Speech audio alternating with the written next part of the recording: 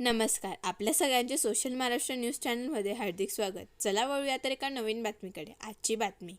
धुळे शहरातील देवपूर पोलीस स्टेशनच्या हद्दीतील टेलिफोन कॉलनीतील उल्हास देशमुख हे बाहेरगावी गेले असता त्यांच्या बंद घरातून अज्ञात चोरट्यांनी घरफोडी केली होती.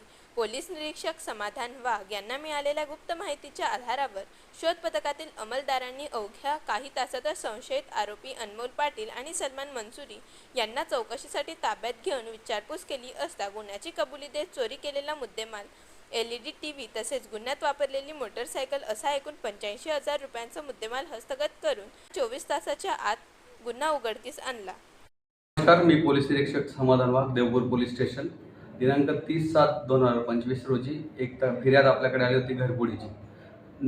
तक्रारदार होते उल्हास रामराव देशमुख यांच्या घरात घरफोडी झालेली होती. ते बाहेरगावी गेलेले होते 3 दिवसापासून.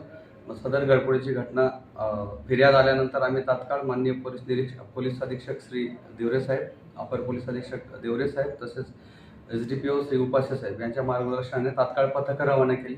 पथकं रवाना केल्यानंतर विटा भट्टी परिसरात राहणारे अनमोल आत्माराम पाटील तसेच आरोपी सलमान शब्बीर मंसुरी यांना तात्काळ ताब्यात घेतले. त्यांची चौकशी केली आणि सदर घरफोडीमध्ये जो मुद्देमाल गेलेला होता LED 55,000 रुपयाचा TV होता, प्लस एक मोटरसायकल वाहन ज्युपिटर कंपनीची, असं दोन्ही 85,000चा मुद्देमाल रिकवर झालेला आहे. बातमी आवडल्यास चॅनलला लाईक व सबस्क्राईब करा व दररोज अशा नवनवीन बातम्या पाहण्यासाठी चॅनलला फॉलो करा. धन्यवाद.